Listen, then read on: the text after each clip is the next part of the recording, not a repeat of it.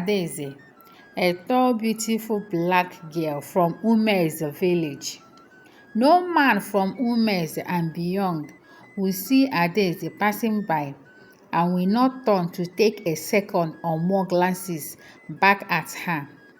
She is a tall, beautiful girl with the most sexiest pair of straight legs. Her skin, black, smooth and soft like milk, coupled with the most prettiest set of eyes. Her beauty enters the eyes of anybody, be it man or woman. People always talk about her and praises her beauty. Constantly, people shower her with praises and worship her beauty. They always wonder if she is even a human, why some call her Mami Water. All these praises and adoration made Adaeze to be prideful and pompous. She became excessively rude towards men and treats them like trash. She derives joy in making men cry, want and yearn for her love and attention. She has many men in her clutches and they do as she commands. Money, love, gift and attention, name it, she have them all. Sometimes other maidens from Umeze envy her and hated her because of how men flocks around her. She doesn't believe in being a one-woman man. Her parents tried all they could to advise her, but to no avail, as she does not listen to them or anybody but herself. They went as far as to get her married, but she threatened them that she will run away from home. So they left her to do as she pleases with her life. Some of these men that Adaeze likes, she sleeps with them, and the rest she kept them aside because of the money and gifts she received from them. Some of these men at first came to her with pure intentions, but upon seeing the kind of wayward and immoral life she is living, leaves her, and some stay behind to enjoy and feast on her, while the rest came to collect their share of her body because of the stories they had about her. All these escapades with men and wayward life Adaeze was living continued until one day Adaeze's menstrual flows refused to come. At first, she was not worried as she is always careful with her body and never misses her dates. Maybe it is one of these days that the date changes, or maybe I am stressed, she thought to herself. 2 weeks later, no show. She became worried and anxious. I can't be pregnant. I am always careful. Maybe I have contracted a disease, said Adaeze. One day, 2 weeks later, Adaeze woke up one morning and was so sick, nauseous and dizzy. She managed to come outside her mother's kitchen to find something to eat as she woke up very late. All of a sudden, she felt nauseous as she perceived the aroma of the egusi soup her mother was preparing, and immediately she started vomiting.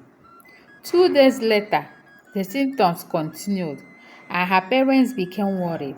They called a herbalist to come and examine her. After the examination, it was revealed that she was pregnant. Adaeze, upon hearing that she is pregnant, started crying and wailing, for she knows the consequences of her actions. It is forbidden in Umeze for a maiden to be pregnant outside wedlock. The consequences are these. 1. She will present herself before the king and the entire village like a culprit. 2. She will reveal the man responsible for her pregnancy. 3. The king and the entire villagers will hand her over to the man and force them to marry. Failure to do all this will warrant the maiden involved to be banished from Umeze village until she brings a man that will take care of her and marry her.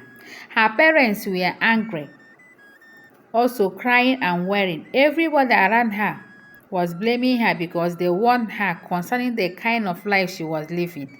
Her parents and siblings interrogated her and demanded for her to tell them the man responsible for the pregnancy.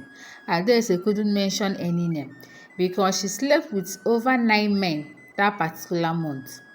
Her family became worried when Adaeze said that they were many.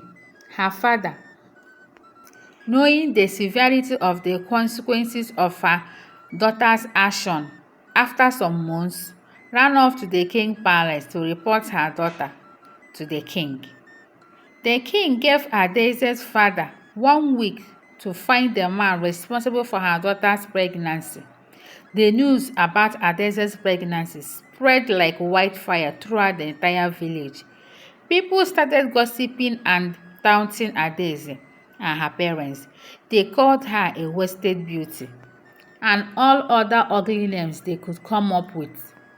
1 week later, on the date that the king gave to them, Adaeze, her parents, the king, and the entire villagers gathered at the village square. Adaeze was called to come and stand and face the king. The king demanded for her to mention the name of the man responsible for her pregnancy. Adaeze replied, "There are many." Both the king and the villagers were shocked. There were noise and commotion everywhere as people were surprised. "How many are they?" asked the king. Adaeze replied, "There were 9, my king," replied Adaeze to the king. There were uproar of laughter among the villagers as Adaeze and her parents hid their faces in shame. "Give me their names," roared the king. Adaeze mentioned 9 names, and they all came out and stood behind her. Adaeze smiled secretly. "At least one of his men will take me in. I know they love me. They can't leave me to be stranded." Adaeze thought secretly within her. "Which of you is responsible for this pregnancy?" asked the king to the men Adaeze mentioned. None of them answered. Instead, they started denying and accusing each other. "I will imprison all of you for ruining this girl's life and deceiving her," shouted the king. They all became afraid and suddenly they ran away. None of them stood by her.